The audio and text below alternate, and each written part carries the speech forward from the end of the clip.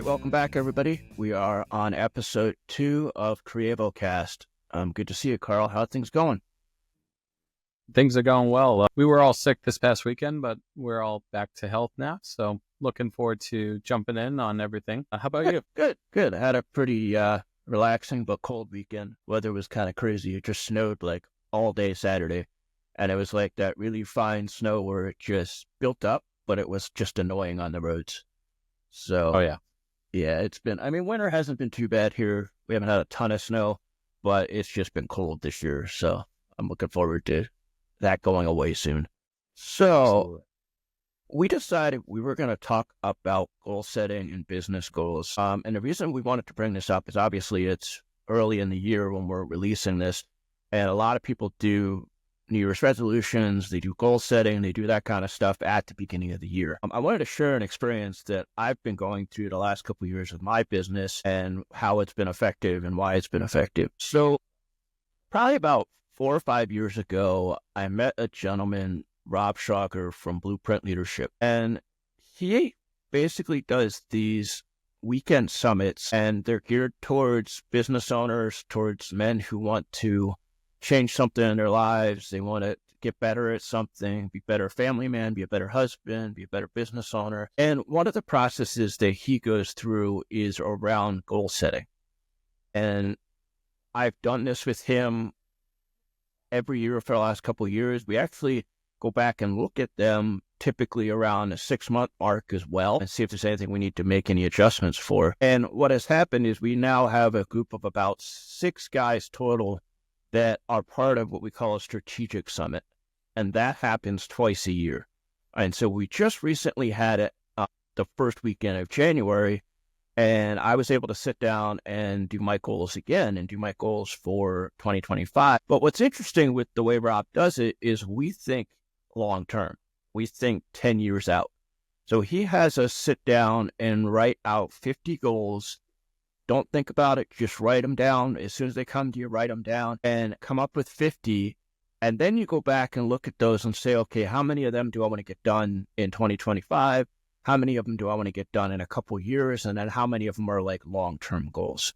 And so it's a really cool process because it's very much a brain dump. And then you kind of go back and say, okay, how do I decide what I want to really work on this year? And then once we do that, we kind of break down the 1-year goals into the tasks that need to be done to accomplish that goal. And that has been super helpful for me because it's everything from, I have the goal of running a marathon by the time I'm 50, and I only have a couple of years to make that happen. So that becomes part of that list. I have a lot of places I want to travel. All of those things become part of that list. I have goals in my business that I have certain dollar figure that I want to hit. Again, that goes on that list. So it's all kinds of stuff. It's not just business. But I like to make sure that I kind of balance it between having business goals and having personal goals. So my question to you, Carl, is do you do something similar with that at the beginning of the year or at any point during the year? I always am at least trying to think 3 months forward, but I have done that 50 goal exercise, and it's something that I actually wrote down so that I can do again in the coming days. Because it helps get you focused. You got to get that narrow band of vision to kind of know where you want to be from, days from now, years from now. It's one of the things that my client teaches, where it's having that vision of where you are now, where you want to go, and then planning that bridge between the two gaps. And, I think that goal setting is very important in business. It's the start of any strategic plan. It's trying to measure, create your results. And I think it's essential to know what you're reaching for. Yes, you can get caught up in the weeds of actually doing the business, the service, or the selling the product, but you're just spinning your wheels if you're not aiming towards something. Yeah, absolutely. And I think something that I want to do better is, like you said, thinking about quarterly, like 3 months out. I have dropped the ball in the sense of that. It's like I'll sit down and do my yearly goals, and then I kind of let them sit and I work on them, but I kind of let that list sit there for 6 months, and then maybe I'll look at it again in 6 months. Or sometimes I won't look at it again until the end of the year, Yeah, it's kind of fun to go through and be like, okay, I did this one, check them off and say, okay, those are the ones I did. But I really need to be better about looking at it quarterly and reevaluating, okay, what am I working on? What steps do I still need to do?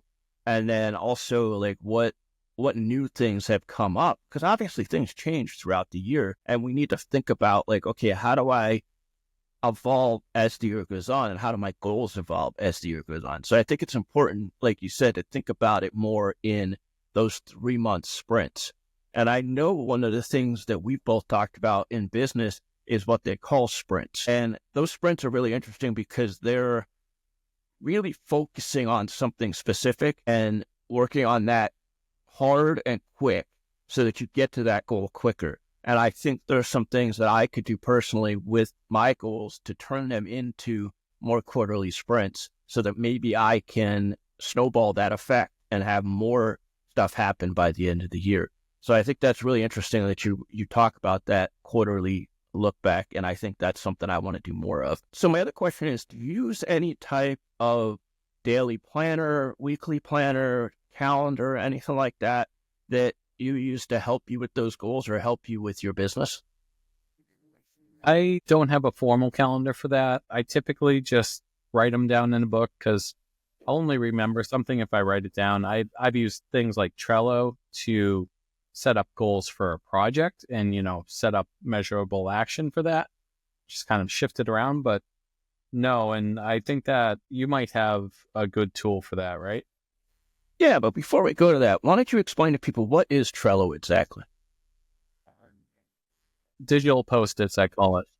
Yeah, they're digital sticky notes, we'll say. And you're able to post up links, pictures, and you can associate people to these links.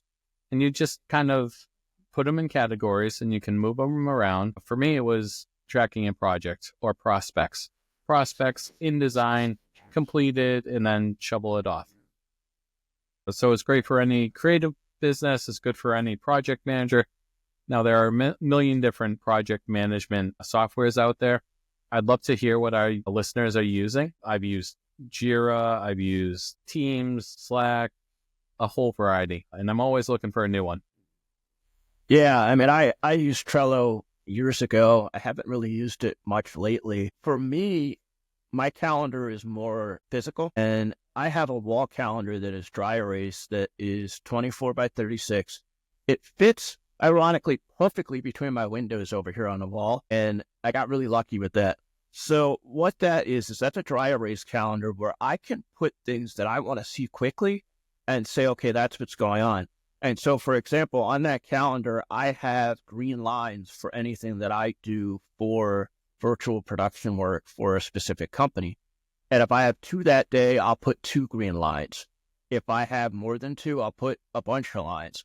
But what that allows me to do is I can look at that quickly if somebody's asking for me to do something and say, okay, I already know I have something that day.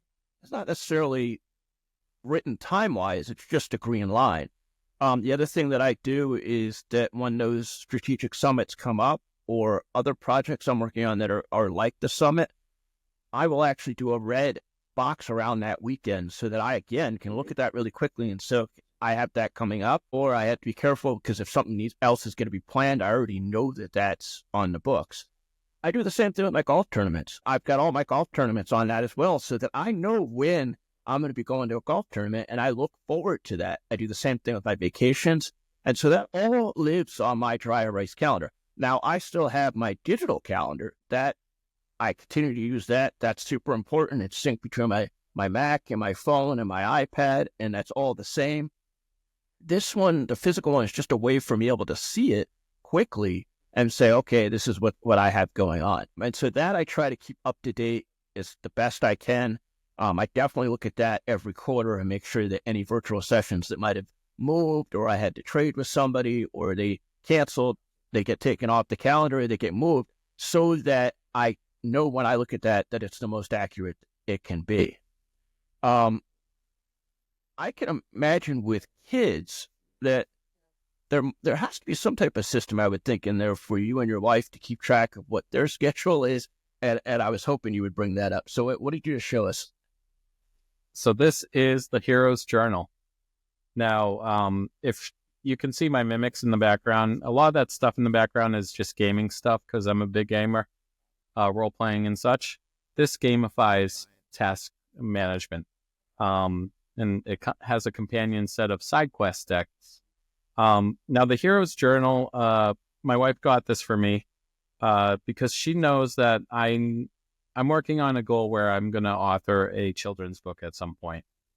And so it gives you a welcome. Everything's in black and white. So if you love to color and doodle as part of your, mindful process of just kind of getting a little bit distracted or detached, it's a good thing to color as you get through things. As your call to adventure, consider the moment that called you to adventure. Mine is growth in skills, both known and unknown. Then that gives you things like the cost of inaction, creating your North Star, which whenever you're finding a business, you kind of want to think about what your North Star is. I want a better story about me and my creative spirit. That's my North Star. And then you define your quest. My quest right now is to venture into new creative outlets and with current and new creative partners. My son's going to be one of my creative partners in that we want to do a children's book. So I'm tracking that journey here. I've stumbled because we haven't written in this in months, but with the advent of some new technology, some things that will help us do creative stuff a lot faster, we're going to get back on track for that. And that's something that I think is important to remember when it comes to your goals, is that everything isn't going to be perfect. You are going to stumble. You are going to have things get in the way.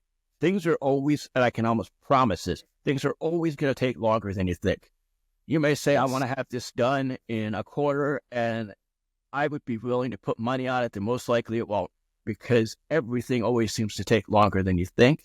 So that's why I always tell people is make sure you plan a little longer than you think it's going to take, because that's what's going to happen. But like you said, when you stumble, it's important to take a step back, to reevaluate it, and to attack it again. And just remember that you're going to go through that process over and over again. You're going to stumble. You're going to miss deadlines. And you just got to make sure that you don't let that discourage you. Don't let that get you down. Take a breath and then go back into it. But I think it's really cool the way it says North Star. That's basically a goal. That's basically, and then what is your quest? Your quest is a goal.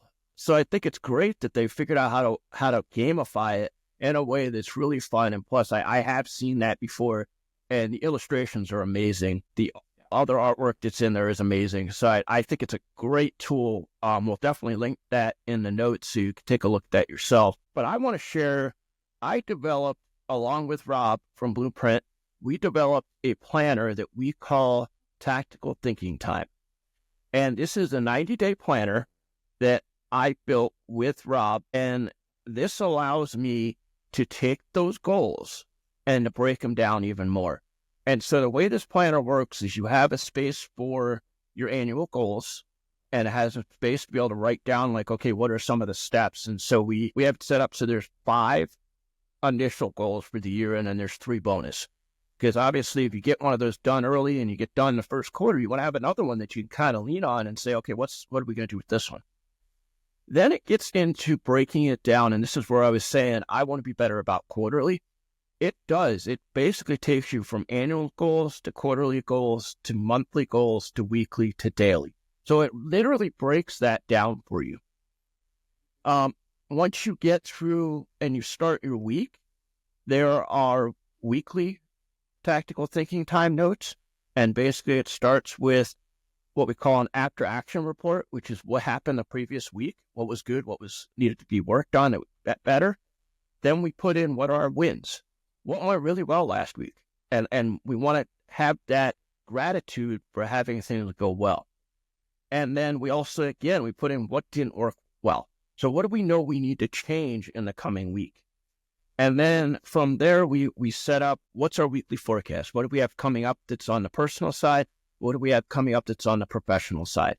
And then it breaks down into your weekly goals that are based on your annual goals. And so you pick something that you really want to focus on that week that helps you achieve that yearly goal. And then on the daily one, there's actually Monday through Sunday. There are actually day sheets in here that break down your weekly goals into tasks for that weekly goal. And it's got a space that you can transfer that weekly goal each day so that you will remember what that is. Then it's got a schedule on the right-hand side so you can go through and block off what's going on. And then it's got a task list for everything else that you know you got to get done. Now, the daily stuff takes me about 15 minutes. The weekly stuff takes me anywhere from 30 to 45 minutes, depending on how in-depth I go with it. The quarterly stuff usually takes about 45 minutes as well. And then the annual stuff does take longer, but once you do that the first time, you're not really having to repeat that much. But it is good to go back and look at that stuff each 90 days. And so this is set up to be 90 days.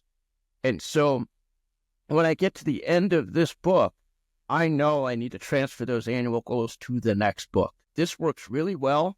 And the cool thing is I have developed this so that it is a physical planner, but I also have it developed so it is digital. So I have a digital version that I use my iPad and I write on there, and it works exactly the same way. This is something that we will be bringing to market, hopefully this year. There's some tweaks that I continue to make to it, but I think we are at the point where I think this would be valuable for people. So you will start seeing some stuff from me on how this works, what the different pieces are. And if it's something that you're interested in finding out about, definitely reach out to me and I could share more information with you about it. Excellent. Nice to have those tools. Absolutely.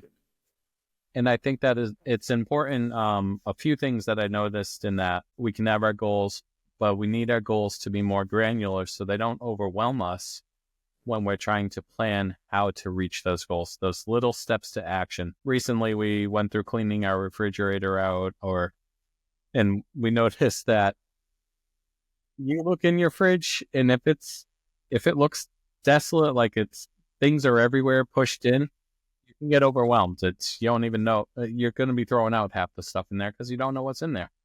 You got to organize stuff in ways that are mind breaking, I guess.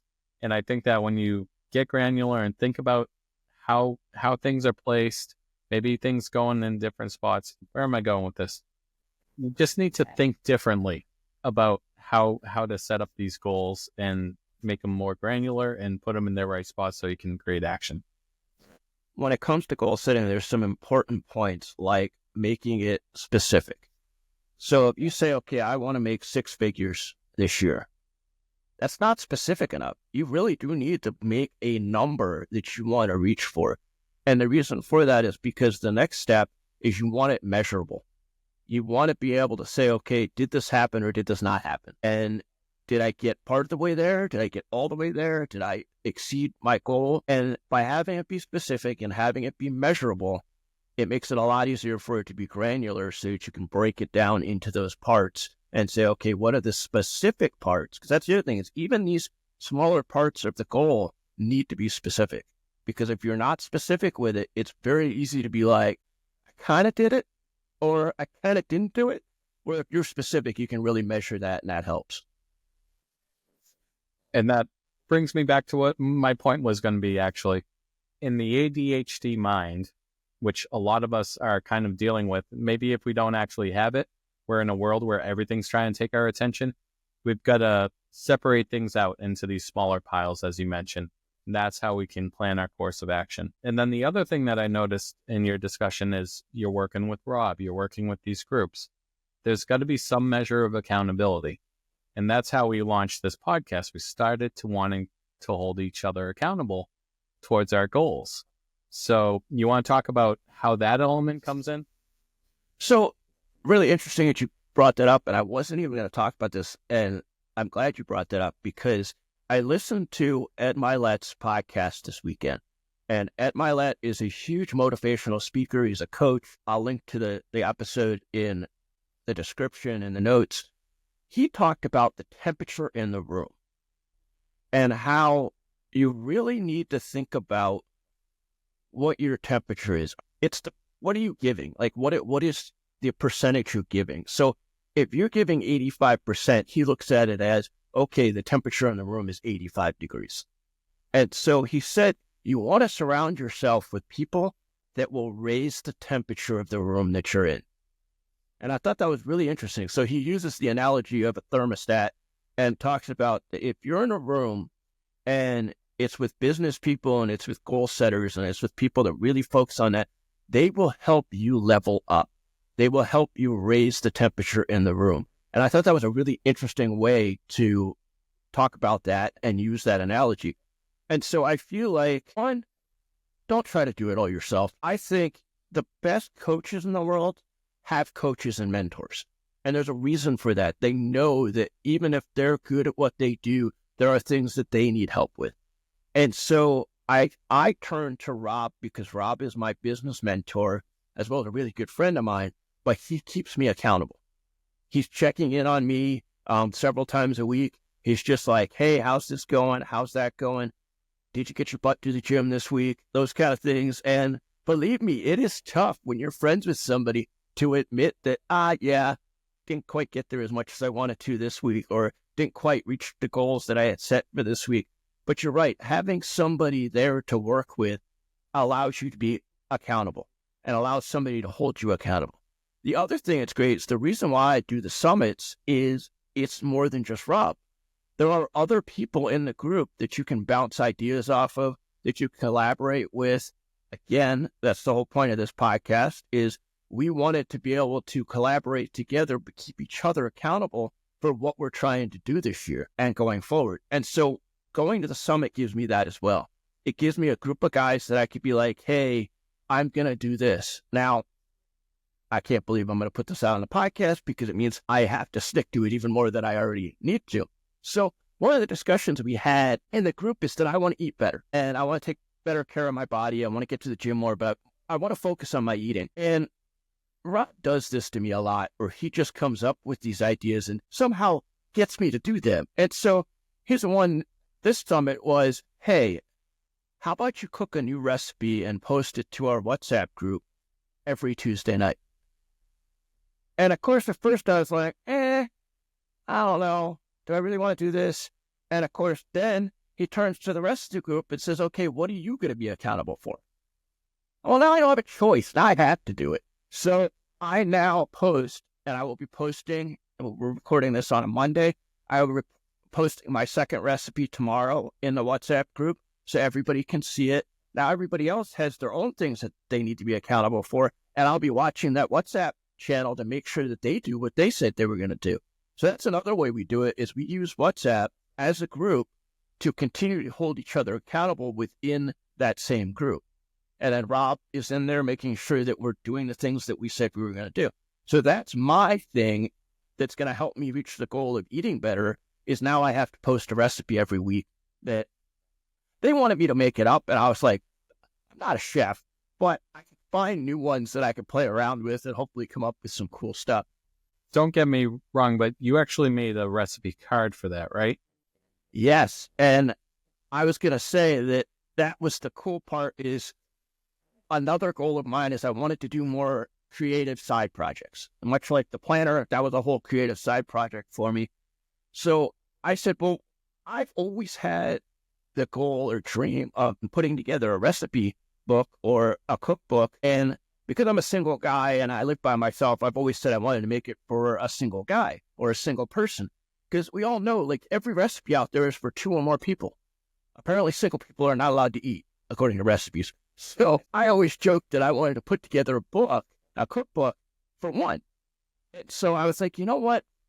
Having to post every Tuesday gives me the excuse to come up with these recipes, and then I can use them as a creative project to start putting them on recipe cards that I will share with the WhatsApp group. And so Tuesday I post the picture of the food, and then I say, okay, here's the name of it and a little bit about the recipe. And then I actually build a recipe card that I share with the group as a PDF. So it just gives me that creative outlet to really have some fun with it and not just look at it as a task and a goal. It's now become a creative outlet for me as well. That's awesome. Yeah, so it's a lot of fun. But you're right, having those people to hold you accountable is huge. And I'm curious, I know we hold each other accountable. Like, who else do you have that is in your sphere that helps you helps you stay accountable? So this is one half of Creavo. The other is the Creavo Collaboration. And we now have a weekly meeting where we're talking about what projects we have coming in, how we can utilize each other's skills, because the idea of Creavo, the Creavo Collaboration, is that we are using one another's skills in specific markets. We have a creative writer, social media expert. We have 2 print designers, me and Jake. We have a web designer. And, we're looking for resources that can support one another within our client spheres. So we're not going to be the total solution for any client. If a designer is promising you the world, then ask questions to make sure they have all the skills they're promising. With Creavo Collaboration, we're be able to bring in other experts to provide support for that work. And so our accountability is these stand-up calls, checking in with one another. How can we help you? What can we do to land this next client? What type of goals are we working towards? Yeah, that's huge. I know for you and I, it's always been that way. Ever since we met on the graphic design forum many, many, many years ago, and that's hard to believe. We've always traded work back and forth or supported each other. Like we love to work on branding together because having other ideas or another brain to kind of bounce ideas off of, or to pick the brain of somebody and say, hey, I'm thinking about this, but I'm not quite sure how to do it. We've always had that. And the same thing with producing. We've always had that ability to say, hey, I got something coming up. Can you step in and produce for me? Or, hey, I've got this client that has 5 sessions they need and I can only do 3 and I don't want to turn the work away. So let's work together to make sure that they're supported. So I think we've talked about this before, where designers, when I first got into running my own business, it felt like designers purposely siloed themselves. They were too afraid to work with other people and to collaborate and to coordinate and to bounce ideas off. And we never had that. And I always thought that was really cool, that we never got ourselves siloed, but we saw it all the time. And we saw this like, it's my project and I'm not sharing.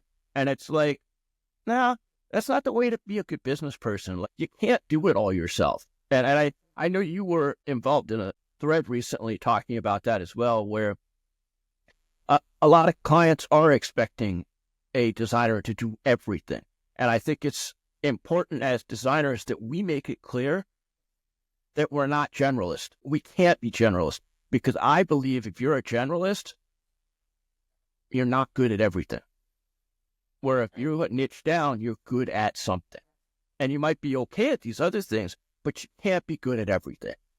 And so I think having our Creavo Collaboration group is amazing. Having the friendship and the business relationship that you and I have had has been amazing. And I think we will continue to do that going forward, to hold each other accountable, to see what goals we want to reach in 2025, and to see what we can grow as a collaborative. Excellent. Yeah, I agree. And I would like to say what my goal is for this year, but I actually have not thought about it yet. Right now, it's been head down, working on things, and I've got a little time now. It's time to start thinking about those goals. I saw a funny meme that said January is like Monday. February 1st is the beginning of the year. And I thought that was funny, because I was like, man, did it feel like that more than ever with the way the holidays were, having like Christmas and New Year's on a Wednesday. Talk about messing with your work schedule and just messing with your whole flow and everything. But yeah, I saw that meme that January is Monday and February 1st is the beginning of the year. And I'm like, that is so true. So yes. What I'm going to do is I'm going to hold you accountable that when we record next week, I want to know what that goal is. All right. I guess I got to write 50 things down, huh? Yeah, you got to get to work on it. And I have the template. If you need it, I could send it to you. Absolutely. Send it over. I will. And with that, guys, we are going to close for this week. Thank you for joining us. Please make sure you like, subscribe. And if you want to know when these come out on YouTube, make sure you hit that bell. That felt really weird to say, but I know that's the thing you're supposed to say when you're on YouTube. If you haven't subscribed to the podcast, you can find us in apps such as Spotify, Apple Podcast, Overcast. Any of your podcast apps will have us there. We hope you'll subscribe. please make sure you share it too. We really want to grow this community. Communicate with us in the comments. Leave us comments as to what some of your goals are, what some of your tools are that you're using to keep yourself accountable. And also, if you've got other podcasts you love, share those with us as well. I'll make sure that we have in the show notes Ed Mylett's podcast, the planner that you're using. I'll put my information, so if you're interested in looking at my planner, we can do that. Make sure you check out those notes because we'll have all the information down there. And with that, we're going to close out for this week. Have a good week, Carl. It was good talking to you. Yeah, likewise.